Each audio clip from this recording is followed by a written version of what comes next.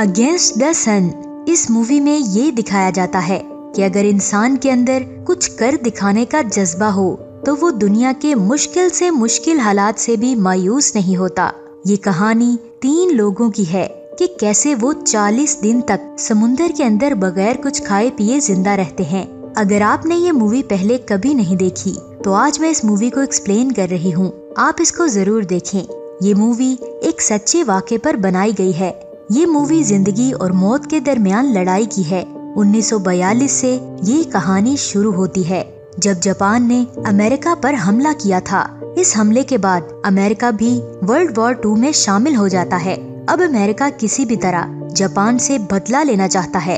अब America Japan को तबाह करने के लिए तैयारी करता है और एक एयरक्राफ्ट में 3 लोग होते हैं और ये तीनों ही जापान को तबाह करने के लिए जाते हैं। एक पायलट हैरल्ड, दूसरा बॉम्ब फेंकने वाला टोनी और तीसरा रेडियो मैन जीन। जब ये लोग वापस आ रहे होते हैं तो बहुत ही ऊंचाई में होते हैं और अपना रास्ता भूल जाते हैं। अब इनका फ्यूल भी आहिस्ता आहिस्ता खत्म होना शुरू हो जाता है। जीन रेडियो वालों के साथ राब्ता करता है लेकिन सिग्नल प्रॉब्लम होने की वजह से राब्ता नहीं हो पाता और इतने में उसे रेडियो से जापानीज की आवाज आती है और वो रेडियो की तार निकाल देता है। तार निकालने के बाद मोर्स कोड के जरिए बात करता है। इनका फ्यूल कम हो रहा होता है। इस वजह से इनका पायलट कहता है कि तुम्हें दोबारा कनेक्शन करना पड़ेगा, लेकिन वो कनेक्शन नहीं कर पाता। अब हैरल्ड के पास समुंदर पर लैंडिंग करने के अलावा और कोई रास्ता नहीं होता। हैरल्ड अपने साथियों को बोलता है कि अपना सारा जरूरी सामान ले लो क्योंकि फ्यूल खत्म होने वाला है। अब वो समुंदर में लैंडिंग कर लेते हैं। लैंडिंग करने के बाद हैरल्ड का तो बेल्ट खुल जाता है लेकिन टोनी और जीन का बेल्ट नहीं खुलता। अब वो एयरक्राफ्ट के साथ डूबना शुरू हो जाते हैं और वो बहुत गहराई में चले जाते हैं। इससे पहले कि वो मुकम्मल तौर पर डूबते उनके बेल्ट्स खुल जाते हैं। अब ये दोनों भी हैरल्ड के पास आ जाते हैं। इनके पास एयर बोट होती है और वो इस पर बैठ जाते हैं लेकिन इनके पास खाने को कुछ भी नहीं होता। अब वो इस समुंदर में फंस जाते हैं क्योंकि इनको कोई भी किनारा नजर नहीं आ रहा होता जहाँ से ये लोग बाहर निकल सकें। अब इन्हें ये उम्मीद होती है कि इन्हें कोई बचाने आएगा और ऐसा ही होता है। जीन कहता है कि पानी में पैराशूट खोल दो ताकि वो ऊपर से हमें देख सकें क्योंकि उनकी एयरबोट बहुत ही छोटी होती है। जब वो पैराशूट खोलने लगते हैं तो वो देखते हैं कि पैराशूट समुंदर में ही डूब गया है और ना ही इनके पास फ्लायर गन होती है जिसे चलाकर उनको ये बता सकें कि हम यहाँ पर हैं। अब ये तीनों अपनी जैकेट्स निकालते हैं और उसे हिलाना शुरू कर देते हैं। इतनी दूरी पर होने की वजह से वो एयरक्राफ्ट इन्हें नहीं देख पाता और वो एयरक्राफ्ट वापस चला जाता है। अब हैरल्ड पायलट कहता है कि ये हमें यहाँ ढूंढने आए थे और ये हमारे पास आखिरी मौका था। टोनी कहता है कि वो हमें ऐसे इतने बड़े समुंदर में नहीं छोड़ सकते। अब हैरल्ड जो सीनियर भी होता है वो सबको कहता है कि अपने शूज उतार दो क्योंकि इनकी एयरबोट इतनी छोटी होती है कि इसमें कोई भी सामान पूरा नहीं आ सकता। हैरल्ड कहता है कि हमें जूते फेंकने होंगे। हैरल्ड के कहने पर वो जूते समुंदर में फेंक देते हैं लेकिन हैरल्ड अपने जूते नहीं फेंकता। वो दोनों ये देखकर हैरान हो जाते हैं। जीन कहता है कि तुमने अपने जूते क्यों नहीं उतारे। हैरल्ड कहता है कि अगर हमें जमीन मिल गई तो हम में से किसी एक को जमीन पर चलना होगा। अब इसी तरह इनका पहला दिन बगैर कुछ खाए पिए गुजर जाता है और सबसे बड़ी प्रॉब्लम ये होती है कि इनके पास सोने को इतनी जगह नहीं होती कि ये तीनों एक साथ सो सकें, इसलिए ये एक एक करके सोते हैं। रात को हैरल्ड उन दोनों से पूछता है कि क्या तुम दोनों में से किसी ने पानी पीना है। वो दोनों हैरान हो जाते हैं और हैरल्ड अपने शूज उतारता है और उसमें यूरिन करता है और फिर इसको पी लेता है। अब हैरल्ड कहता है कि हम समुंदर में फंस चुके हैं और हम हवाई की तरफ जा रहे हैं जो यहाँ से 1900 माइल्स दूर है और हमारे पीछे साउथ अमेरिका है जो यहाँ से 6000 माइल्स दूर है। अगर हम ऐसे ही चलते रहे तो हम पहुँच जाएंगे। टोनी कहता है कि तब तक तो हम भूख और प्यास से मर चुके होंगे। जीन कहता है कि यहाँ पानी में बहुत सारी मछलियाँ हैं। यहाँ इनके पास गन की मैगजीन होती है। ये उसमें से स्प्रिंग को निकालते हैं और मछली पकड़ने वाला कांटा बना लेते हैं। फिर इस कांटे को पानी में फेंकते हैं। उस कांटे में कुछ फंस जाता है और उसकी रस्सी टूट जाती है। जीन कहता है कि पानी में हमसे भी ज्यादा कोई भूखा है। अब जीन कहता है कि मुझसे गर्मी बर्दाश्त नहीं हो रही और वो पानी में छलांग लगा देता है। उसके पीछे टोनी भी कूदने वाला होता है कि हैरल्ड उसे कहता है कि मैंने सुना है कि इस पानी में शार्क है। और जब ये बात जीन को पता चलती है तो वो जल्दी से वापस बोट में आ जाता है। अब ये लोग पानी में भी नहीं जा सकते। अब इन्हें इस पानी में 5 दिन हो जाते हैं। ना तो इन्होंने पानी पिया है और ना ही कुछ खाया है, जिसकी वजह से ये तीनों बहुत ही कमजोर हो जाते हैं। इनके यहाँ पर फंसने की सबसे बड़ी वजह ये होती है कि हैरल्ड जो कि पायलट होता है वो वेस्ट की तरफ जा रहा होता है और वो जीन से कंफर्मेशन पूछता है कि क्या हम सही जा रहे हैं। अब जीन को रेडियो पर बताया जाता है कि तुम लोगों को ईस्ट की तरफ जाना है, जिसकी वजह से ये अपने रास्ते से अलग हो जाते हैं और फ्यूल के खत्म होने की वजह से समुंदर में फंस जाते हैं। अब अचानक हैरल्ड को याद आता है कि उसकी पॉकेट में पेंसिल होती है। वो पेंसिल निकालता है और कहता है कि हम एक चार्ट बनाते हैं, जिससे हमें ये पता चल सकता है कि हम एग्जैक्टली किस जगह पर हैं। और वो अपनी एयरबोट पर ही चार्ट बनाना शुरू कर देता है। जब उसे अपनी एग्जैक्ट लोकेशन का पता चलता है तो हैरल्ड कहता है कि हमें अपनी बोट को हवा के साथ बहने से रोकना होगा।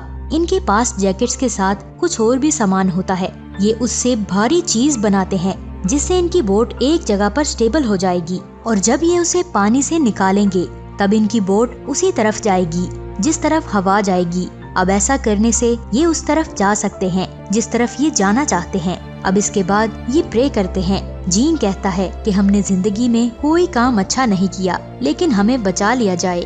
हैरल्ड प्रे करता है कि समुंदर में जितनी भी बोट्स हैं उन सब की हिफाजत करना और उन सब बोट्स में से एक बोट हमारी भी है।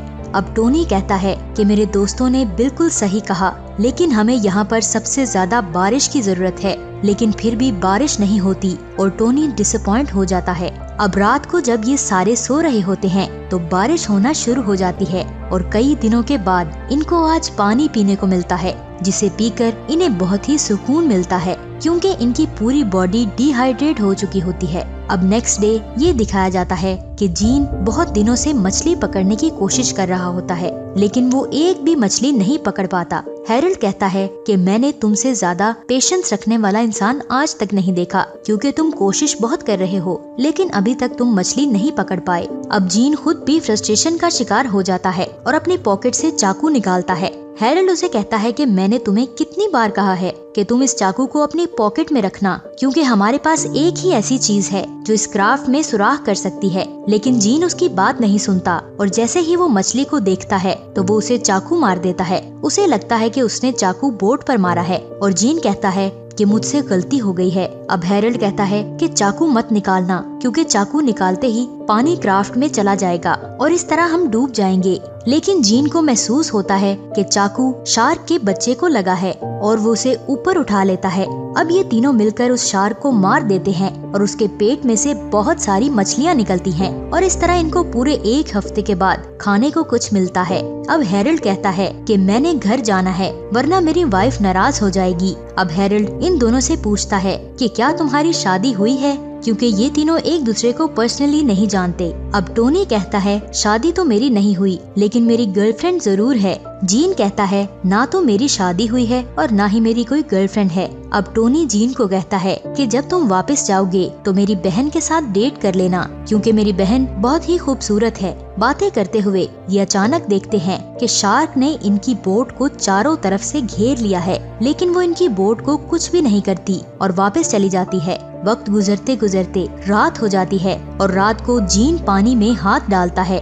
और एक शार्क इसके हाथ को जख्मी कर देती है। अब 15 दिन गुजर जाते हैं और टोनी के हाथ में उसकी गन होती है। अब जीन उसे कहता है कि तुम अपनी गन मुझे दो, लेकिन शोर मत करना। अब ये गन उस परिंदे को मारता है जो इनकी बोट पर आकर बैठा होता है। हैरल्ड सो रहा होता है जब उसको पता चलता है कि उन्होंने एक परिंदे को मारा है, तो वो समुंदर में छलांग लगा देता है और उसके पीछे एक शार्क आ जाती है। इससे पहले कि शार्क उसे खा जाती, वो अपनी बोट में वापस आ जाता है और शार्क इनकी बोट के नीचे से गुजर जाती है। अब यहाँ पर इनको एक बार फिर खाने को कुछ मिलता है। अब यहाँ पर इनको 20 दिन हो जाते हैं। नेक्स्ट मॉर्निंग जब हैरल्ड उठता है तो वो देखता है कि हवा का रुख कोई भी नहीं चेक कर रहा। उसे ये देखकर गुस्सा आ जाता है और हैरल्ड उनसे कहता है कि मैंने तुम दोनों को बोला था कि हवा का रुख चेक करना है। ये बात सुनकर जीन बोलता है कि यहाँ देखने को कुछ है ही नहीं और पूछता है कि वो आयरलैंड कहाँ है जहाँ हमें पहुँचना है। हैरल्ड कहता है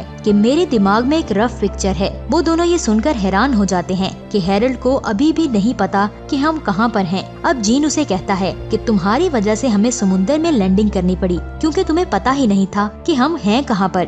हैरल्ड अपनी गलती को एक्सेप्ट करता है, क्योंकि उसे जहाज चलाते हुए नींद आ गई थी और वो सो गया था। जब उसकी आंख खुलती है तो वो देखता है कि हम बहुत ही दूर निकल गए हैं। वो आउट ऑफ रेंज हो गए थे और फ्यूल खत्म होने की वजह से इन्हें समुद्र में लैंडिंग करनी पड़ी।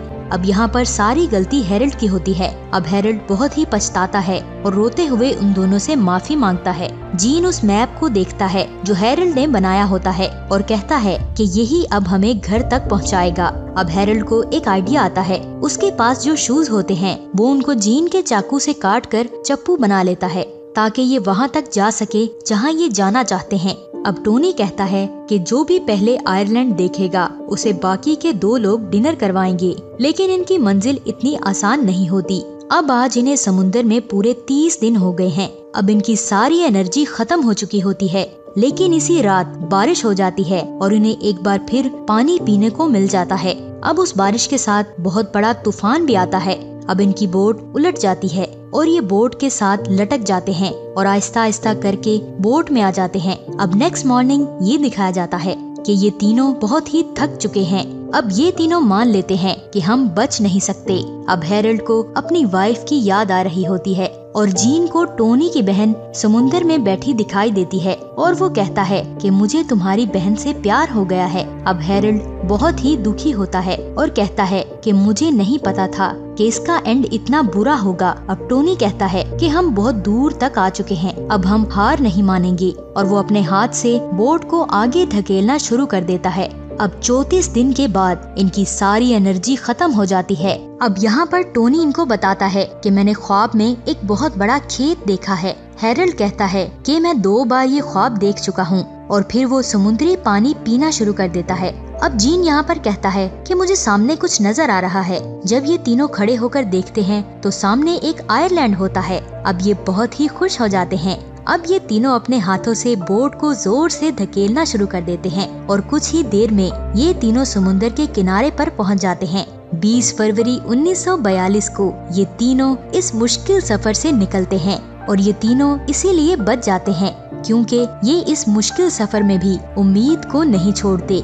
उम्मीद एक ऐसी चीज है जो आपको जिंदगी में आगे बढ़ना सिखाती है, लड़ना सिखाती है, इंसान के अंदर जज्बा पैदा करती है और इसी जज्बे से ये तीनों बच जाते हैं। ये तीनों उस छोटी सी बोट में 1000 माइल से भी ज्यादा सफर करते हैं। अब हैरल्ड को अवार्ड मिल जाता है क्योंकि ये इन्हें लीड कर रहा था, जिसकी वजह से ये बच गए। इसके बाद इन्होंने कभी भी एयरक्राफ्ट नहीं उड़ाया। टोनी जब मुकम्मल तौर पर ठीक हो जाता है तो वो अपना करियर फिर से शुरू कर देता है और जब ये 1986 में मरता है तो उसकी राख को समुद्र में बहा दिया जाता है और जीन टोनी की बहन से शादी कर लेता है और उसके साथ ये मूवी खत्म हो जाती है। तो आज की ये मूवी आपको कैसी लगी नीचे कमेंट्स करके जरूर बताइएगा और ऐसी और मूवीज की तफसील को जानने के लिए हमारे इस चैनल को सब्सक्राइब करके बेल आइकन को जरूर प्रेस करें ताकि आप तक पहुंचते रहें तमाम चैनल अपडेट्स। खुदा हाफिज।